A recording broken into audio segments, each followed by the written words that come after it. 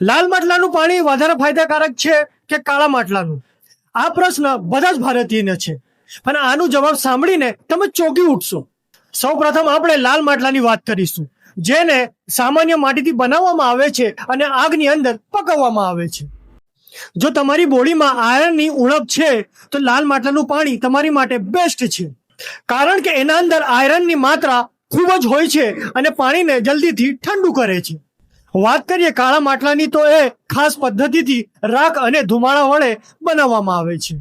એટલા માટે એના અંદર બેક્ટેરિયા વિકસિત થતા નથી.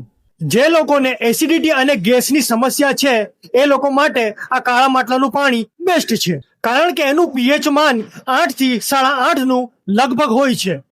લાલ માટલું પાણીને જલ્દીથી ઠંડુ કરે છે, પણ કાળું માટલું પાણીને લાંબા સમય સુધી ઠંડુ રાખે છે. જો બંનેની વાત કરવામાં આવે તો કાળો માટલો લાલ માટલા કરતાં વધારે સારું છે, જે બધા જ ભારતીયને ખબર હોવી જોઈએ.